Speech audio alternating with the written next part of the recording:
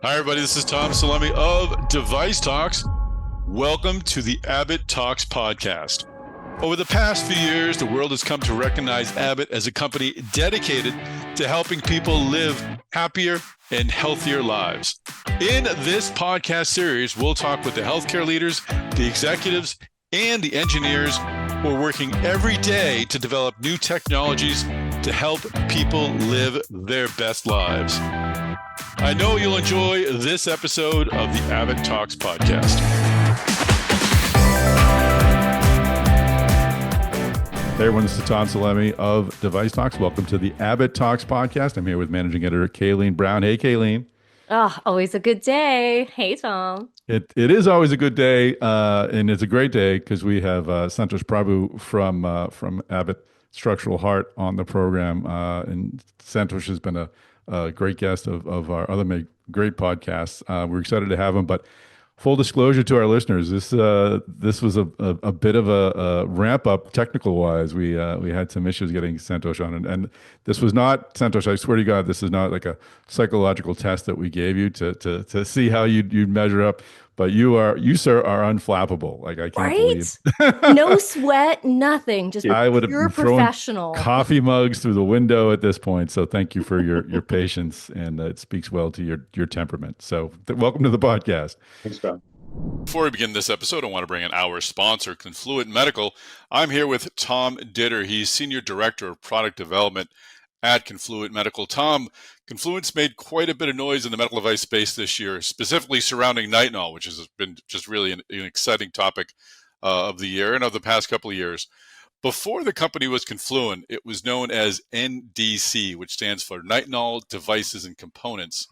Can you give us a quick overview of how Confluent got to where it is today and how your history is connected to NDC and to nitinol? And the philosophy of the founders was to understand the fundamental material science behind nitinol and to use that to design and process components made from nitinol. Now, Confluent continues its legacy today throughout its capabilities. It focuses on the material science of not just nitinol, but also polymers and textiles as well. That's really interesting. And as a contract manufacturer, your job is to assist OEMs in taking a design from prototype to production. Can you give us some examples of how Confluence accomplished this recently? Few cases you've worked on. I know you have to probably be sparse on details, but what are some of the things you've been working on? Confluent is fully integrated. It has the capability to take a product from prototyping to development, optimization, and full-scale manufacturing. We recently just worked with the OEM on a novel neurovascular stent. We assisted them in initial design iterations, process development to full-blown manufacturing. Tom, Confluent Medical is a contract manufacturer, which means you assist OEMs in taking a design from prototype to production. Can you give us an example of how Confluent has recently accomplished this? Yes, as you mentioned, Confluent is fully integrated. We do have the capability to take a product from initial prototyping to full-scale manufacturing. We recently accomplished this with a OEM that was working on a novel neurovascular stent. We worked with them on the initial design iterations, took it to process development, optimization, and finally to full-scale manufacturing. So let's talk a bit about your path into medtech. We covered this, as I mentioned, on an earlier podcast.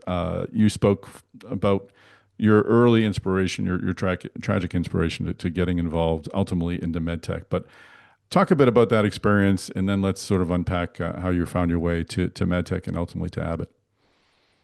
Of course. Cardiovascular disease runs in my family, on my father's side of the family. And I lost my dad to a heart attack when I was just 7 years old. So I've seen firsthand the impact that cardiovascular diseases have on patients and the implications they have on the families of these patients. So I thought it was my calling when my first job out of school was working on the design of coronary stents that would have saved my dad's life had they been available at that time. Wow. That's remarkable. And it must be something that you, obviously then you were younger, so it was easier to draw on. But do you draw on that almost every day in your dealings at Abbott?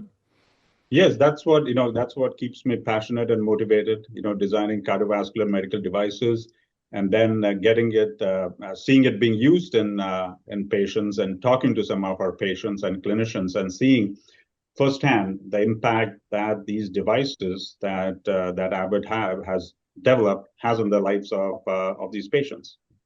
That's amazing. My grandfather, my mother's father, passed away from pneumonia 2 years before they came out with penicillin. And I remember my mom telling that story, and it's something that she always carried. So I can sort of feel, I can understand your connection, and it only adds to the mission. So it's really wonderful what you do. How'd you find your way into engineering? Was it always a passion of yours, and into biomedical engineering specifically? Well, engineering was always a passion of mine, but not always biomedical engineering. As a young boy, I was very fascinated by planes, rockets, space shuttles, and satellites.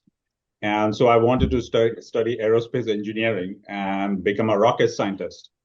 But as I was finishing my PhD, I got a call from this company known as Guidant Corporation, and it was for a role in the team that designed coronary stents. So that piqued my interest. I wanted to learn a little bit more about it.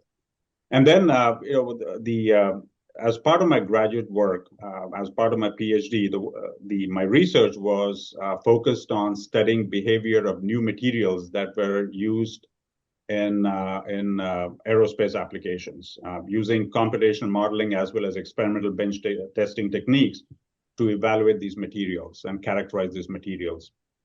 And one of the things that I realized was that at Guidant, in the design of the coronary stents, they were trying to use new materials, and some of the skills that I developed were directly applicable to the design even of coronary stents. And plus, I brought an outsider's perspective on how these materials, these novel materials that were used for design of coronary stents would behave.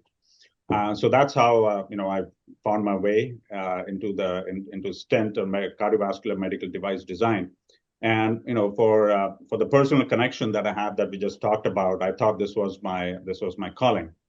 And in 2006, the vascular division of Guidant was acquired by Abbott Laboratories, and I've had a wonderful journey since with Abbott Labs. Well, thank you so much for sharing. This phrase we keep hearing is turning pain into purpose. And I think that is very common in the medical technology industry, and another reason why I love this industry so much, Santosh. That's so true. If we could zoom back a little, there's a lot of innovation and attention to structural heart. But before we dive into the technology, can you help us unpack the actual structure of the heart? Talk about the valves and the roles in heart function? Yeah. Of course. The human heart is an extraordinary pump designed by Mother Nature. It beats over 100,000 times a day, over 2 billion times in a lifetime, and pumps about 2,000 gallons of blood a day. Now, the heart has 4 primary valves: the aortic valve, the mitral valve, the tricuspid valve, and the pulmonary valve. And each of these valves play a crucial role in maintaining the flow of blood through the heart and into the body. Their primary function is to allow the blood to flow in only one direction and not allow it to flow backwards as the heart beats. But these valves can get diseased and malfunction, either due to defects that you are born with or because of the aging process and other health conditions. When they're diseased, these valves do not close properly and get leaky, or they can get calcified and stiff, and therefore not open adequately to allow the required blood flow. People with these valve diseases often experience life-altering symptoms such as chest pain, chronic fatigue, exhaustion, shortness of breath, fluid accumulation in the lungs and legs, heart palpitation and murmur, and if left untreated, it can lead to heart failure and eventually death. So those are some of the characteristics that we have to deal with as we develop some of the solutions for treating these disease states, particularly of the valve.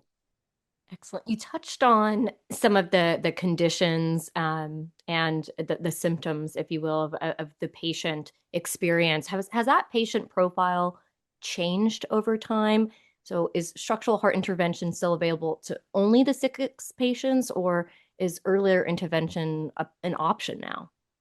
Yeah, there are several structural heart disease states that need treatment. If you look at on the valve side of things, you could have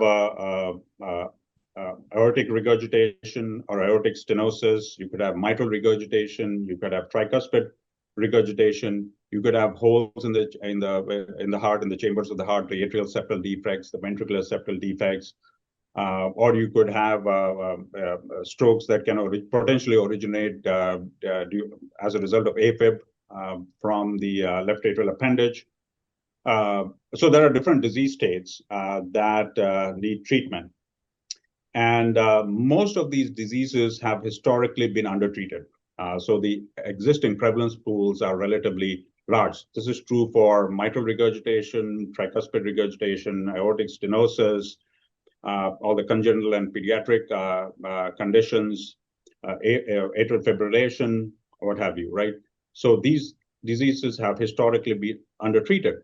And one of the reasons for this is the treatment for these diseases historically has been surgery or medical therapy. And surgery, not all people, not all patients are candidates for surgery. And the medications usually relieve the symptoms, but do not treat the underlying disease. And this is where a lot of our minimally invasive therapies that have come to fruition in the last couple of decades find themselves, right? So companies like Abbott, we offer minimally invasive therapies for treating people suffering from some of these disease states who are not candidates for surgery due to either age, frailty, or other underlying conditions. The other thing is that the world is aging, that people are continuing to live longer. So some of these degenerative diseases, a large portion of which is structural heart diseases, where the heart simply wears down, are becoming more and more prevalent. Okay, so aging is a global dynamic. Structural heart diseases are becoming more prevalent. And then on top of it, there are advancements in some of the technologies, particularly the imaging technologies. When you see a disease, you can understand the disease and you can treat the disease. So since you're able to now visualize the interior structures of the heart using some of these imaging modalities without having to open the chest, you are able to develop solutions also, minimally invasive solutions that allow you to treat these diseases without having to perform open heart surgery. That's where the transcatheter solutions come to play. It's such exciting technology. And your story about being an aerospace engineer and moving into medtech gives me hope, because my son is studying mechanical engineering, insists he wants to be an aerospace engineer. But keep hoping that maybe I'll connect you folks on LinkedIn and you can lean on them a little bit. Definitely. At the top, I failed to mention your title. I was so flustered by our technical experiences. You're the Divisional Vice President of Product Development for Abbott Structural Heart Business. So you've overseen the development of the portfolio. You and I, with Dr. Fred Sanko, unpacked the MitraClip a bit. Talk a bit about the portfolio, maybe starting at MitraClip, but then introduce us to some of Abbott's other offerings in structural heart. Yes, so the MitraClip is a transcatheter or a catheter-based means of treating mitral regurgitation. We have also taken this product into the tricuspid space and came up with TriClip. And TriClip was approved in the United States last year. And recently, the Center for Medicare and Medicaid Services, CMS, announced that the TriClip system is now covered under NCD, or National Coverage Determination, for tricuspid transcatheter edge-to-edge repair.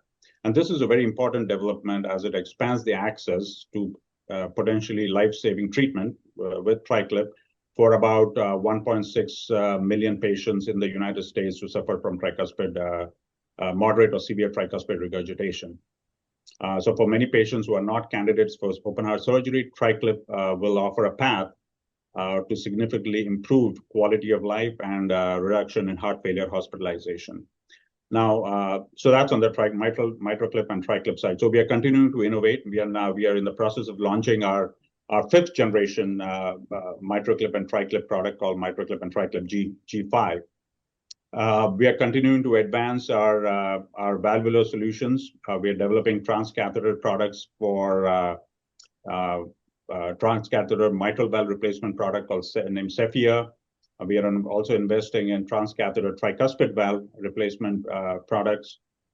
We are continuing to advance our TAVI or transcatheter aortic valve implantation programs. We have Navitor with FlexNav, Navitor Vision with FlexNav, and we'll continue to evolve our Navitor and FlexNav product family. This is a self-expanding valve product, TAVI product. We have also investing in a balloon expandable TAVI program that I know has some very differentiating features.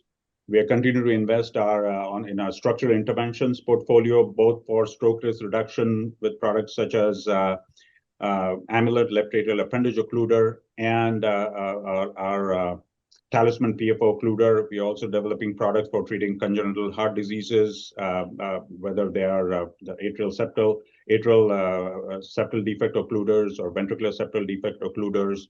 Our Piccolo product for treating patent ductus arteriosus, commonly found in prematurely born babies. We'll continue to advance our surgical valve portfolio to the good old surgical valve products. Here, a lot of our focus is on patient lifetime management. So patients who are getting surgical valve these days, they might in the future, they might need a transcatheter valve. They might need a second valve, which potentially could be a transcatheter valve. So we are designing the surgical valve. We are iterating on the designing on the surgical valve so that in the future, it will be easy to implant a transcatheter valve. So we are investing in development of our entire product portfolio across all these product franchises that I just talked about. It's fascinating to me. You have so many different products for one organ. How different are the landscapes of the heart, the different valves approaching mitral versus tricuspid? I mean, they're almost like you're dealing with different parts of the body, right? I mean, they just present different challenges. Yeah, they have, from a design standpoint, the diseases are different. It's all within the heart, but one is, we're looking at a right-sided heart disease with tricuspid regurgitation. You're looking at left-sided heart disease with mitral regurgitation. The anatomies are very different. So the products definitely need to be very different, even though you can leverage some of this technology that you have developed from one side into the other side. All right, we'll take a quick break from this conversation to bring back our sponsor, Confluent Medical. I'm here with Tom Ditter. He is Senior Director of Product Development at Confluent Medical. Tom, nitinol is growing in popularity. We're seeing more and more OEMs are turning to it. This alloy has shape memory. It has super elastic properties. Can you explain how Confluent sets itself apart from other nitinol suppliers? Well, Confluent has over 30 years of experience in the design and processing of nitinol. But beyond that expertise, Confluent identified a nitinol supply chain gap. They invested over $100 million across the supply chain. Most recently, they just made an investment over $50 million in additional melt and conversion capacity, becoming the fulfillment partner for one of the largest melt suppliers in the industry. So, Tom, we're hearing so much about nitinol's super elastic and shape memory properties. It makes it an ideal alloy, specifically within the neurovascular space. Can you speak to how Confluent's expertise is able to meet the growing demands for OEMs in the neurovascular market? Yes, for neurovascular applications, durability is a major consideration, and Confluent Medical has invested heavily in the development and processing of high purity alloys for increased durability and fatigue resistance. Our material SE508 Eli is one of the highest purity materials available and ideal for high cycle fatigue applications, as found in neurovascular devices. Additionally, Confluent specializes in high precision polymer tubing, such as film cast PTFE. This makes us unique in the neurovascular space in that we can offer PTFE with thinner walls and larger diameters, making it ideal for large diameter aspiration catheters. So, Tom, that's super interesting about the neurovascular space. So what does the future look like for nitinol in the neurovascular device market? The demand for minimally invasive procedures is growing, so we can expect to see nitinol as a key alloy for these devices. Future applications such as neurovascular devices will need to have a smaller profile with an emphasis on durability, Additionally, high purity nitinol is needed to address high fatigue applications to prevent fracture and improve longevity for patients. Well, this has been really entertaining and insightful, Tom. Thanks for joining us on the podcast. Thank you, Tom. Glad to be with you. And thanks to Confluent Medical for sponsoring this episode. If you'd like to find out more about Confluent Medical, go to confluentmedical.com or, interestingly enough, nitinol.com. So what are some recent developments then? We've covered a bit what you're working on, but where are we moving forward with transcatheter mitral and tricuspid valve devices? What sort of development are we seeing there? Yeah, as I mentioned, we are continuing to advance our transcatheter product portfolio across all these treating all these different disease states. Some of these would be continuous innovation, going from the first generation MitraClip and now the fifth generation. And then we are also looking at replacement solutions, not just repair for treating mitral and tricuspid regurgitation. We have products underway with Cephia, for example, which is a fully transfemoral transseptal mitral valve replacement product. We are also looking at replacement solutions for the tricuspid, particularly in patients who cannot undergo repair. So replacements becomes a good viable option for them. On the TAVI side, as I said, we are continuing to advance our self-expanding product portfolio with Navitor, with FlexNav. But we are also working on a balloon expandable TAVI program. It's a software-guided balloon expandable TAVI valve, which has certain differentiating feature. The way we are designing it as in the future, it'll allow for the use of AI and ML algorithms for procedure planning and outcome prediction. So that's where sort of the industry is heading.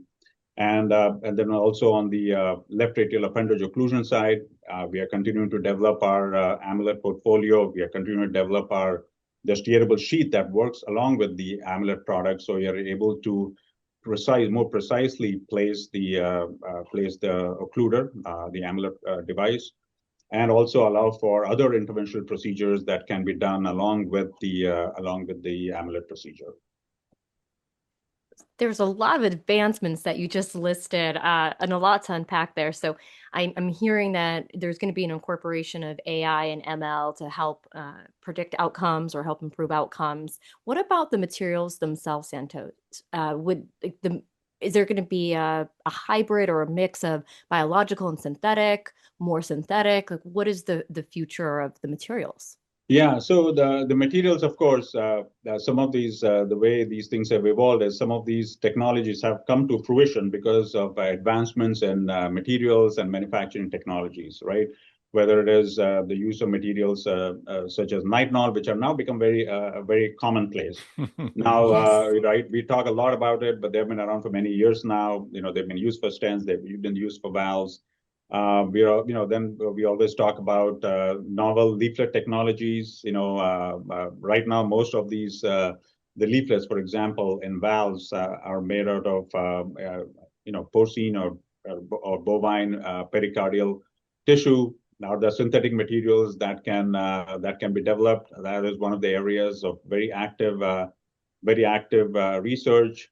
And even some of the catheter-based technologies, right? It's not just the materials, but some of these catheters require minuscule miniaturized components, and some of these manufacturing technologies have also evolved such that allow us to make some of these components that go into our catheter-based product. I can tell you, with looking at products like MitraClip and TriClip, some of the components that are used in these devices, about 15 years ago, they couldn't, those technologies to manufacture those components did not exist. And of course, then there are other polymer-based technologies that are also evolving that potentially could find their way into the design of some of our medical devices. I remember when we spoke at DeviceTalks West with Dr. Sankor talking about, as these technologies came into play, there's as with medtech, there's always this physician turf war. I'll use my term, turf war, between incumbents and newer physicians. Has the profile of your clinician customer changed over this time, and is it continuing to change going forward? What do you see happening there? Yes, we work very closely with lot of our clinicians as we develop our products. And one thing I can tell you has not changed is that each of them wants to do the best for their patients. Give them the best possible treatment options so they can live their life to the fullest. They have partnered with companies like Abbott in bringing some of the products to their patients, right?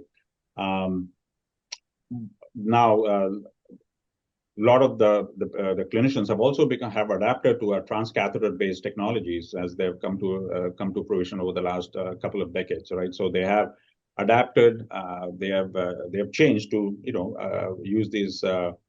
use these products, catheter based products, because it allows them to treat patients that in the past didn't have a treatment option. And moving forward, also, I'm very positive that they will be amenable and adapt to some of the newer technologies that will come to the forefront, right? Whether it is using artificial intelligence in procedure planning and outcome prediction, so that it allows them to treat more patients, improves their workflow efficiency. So I do think, just as all of us need to change the way we do things, they will also willfully change and adapt to the new technologies that will come to the market. What about the patients? So what would you say is the best way to reach patients? And if you were able to speak to a patient directly, what would you say to them? Well, for me, it is always great to be able to talk to patients and hear how they are living their lives after receiving an Abbott device. I want to tell them that I always, in fact, I do share with them that it's meeting them and hearing them, seeing one of our devices, knowing that one of our Abbott products has been used in them, that motivates people like me and our entire engineering team. So as I said, it's very inspiring to talk to some of these patients and see how they're doing and how their life has been changed for the better. Not just their life, but even the life of their dear ones or their families has improved because of this Abbott device.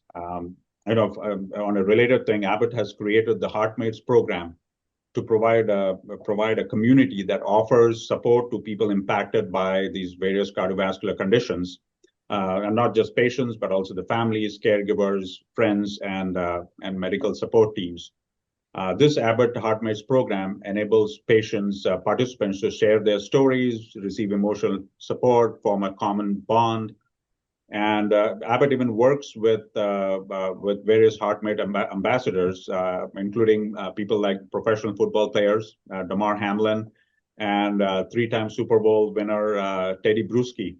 And I have had a chance to talk to Teddy about his condition. It's very inspiring. Both of them, Damar and Teddy, use their personal experiences battling through their heart condition to inspire other people. So this Abbott HeartMates program celebrates the power of teamwork and bravery and those making their own heart-related comeback and share their stories. And people are welcome to join the Abbott HeartMates program. They'll be known as HeartMates by going to abbott.com/HeartMates. And it's easy to do. I did sign up. I got my intro email yesterday, so it's a piece of cake. And then usually these HeartMate events can be in person or in a virtual setting. How important is this direct outreach for medtech more broadly? I feel as if the industry has operated backstage. I don't want to say in the shadows. Backstage, in all these great devices go out front on stage and are seen, but no one knows where they come from and who they're developing. How gratifying is it for you? I mean, you're not in it for the glory. You obviously have the mission, but to have your industry get recognition and engage directly with patients. Yeah. How does that help? In this case, it is you get to see the impact that your device has on the lives of people, right? Because many of these HeartMates have had Abbott products or other cardiovascular products that have been used in them, and it has, of course, changed their life for the better. Right? They now live. It's improved the quality of life. They live fuller lives. They improve their interaction with their families. They get back to a much better quality of life than they had before when they were suffering from in this case, structural heart disease. It also helps them to share their stories and motivate and inspire other people who are going through similar journeys, right? So it has a very strong societal impact too. Santosh, I feel as though it's a responsibility, or it's our responsibility, to raise awareness for this beautiful industry and try to get more talent into medtech. What would you say to somebody who's considering joining the industry? Well, that's a good question. These days, when I was going through school, there weren't that many bioengineering programs. Now there are very well-defined bioengineering programs. I think I would encourage people who are interested in joining the industry to fully immerse themselves in the program, learn a lot. And also the other thing is get some practical experience too. Of course, the college education is very important, but also is important to find a passion of what sort of disease state you want to target. Where do you want to go? Is it for oncology? Is it for interventional cardiology? Is it for cardiac surgery? Is it for robotics? Find that passion, and then also do some good internships, as you go through college, so you get more of the inkling of the practicality. What are the practical skills that are definitely needed. And also, I would say, if possible, see some of the procedures being performed. Visit hospitals. Of course, you need to have an in there. Make those contacts so that you can actually go see some of the procedures, meet some of the doctors. That gives you learn a lot from actually seeing some of these procedures, seeing how these devices are used, how these therapies are administered, than many times reading through the textbook, where you get a lot of the fundamentals, but the real world application is what you need to look for. Fantastic. Well, Santosh Prabhu, Divisional Vice President of Product Development for Abbott. I've enjoyed every conversation we've had, both on our podcast, on stage, privately, and now today. Thanks so much for what you do and for joining us on AbbottTalks. Thank you so much. And that's a wrap for this episode of AbbottTalks. From producer to co-host, I've made it full circle, and that means I get to do the conclusion of this episode. So Tom and I sat down with Santosh Prabhu, Divisional Vice President of Product Development for Abbott's structural heart business. We unpacked the structural heart portfolio, we talked about the patient journey, and we talked about what's coming to Abbott's structural heart business that's going to help impact patients and the medical technology industry. We always love having Abbott on, so thank you so much, Abbott, for sharing your stories with us. We can't do it without you. And speaking of those that we can't do it without, thank you to this episode's sponsor, Confluent Medical Technologies. Confluent Medical is a terrific partner of DeviceTalks, and we're so grateful for their continued support. If you want to learn more about how you can partner with Confluent Medical, please visit their website at confluentmedical.com. That's CONFLUENT medical.com. Thank you. And to our audience, thank you so much for listening to another episode of Abbott Talks. I know that I already thanked Abbott and Santosh, but I want to give them a shout out as well. And thank you, Tom Salemi, our editorial director, for allowing me to conclude this episode. It really is quite a treat. Make sure that you follow both Tom and myself on LinkedIn. I'm Kayleen Brown, managing editor for DeviceTalks. And of course, Tom is Tom Salemi. He is the editorial director for DeviceTalks. Connect with us. And if you haven't already, please subscribe to AbbottTalks and DeviceTalks on every major podcast player. And don't forget to subscribe to the DeviceTalks podcast network. On that, you're going to get access to every single podcast episode for every single podcast that we have. So if you don't want to miss a MedTech story, that's where you go. Thank you so much for your continued support, and we'll see you next time.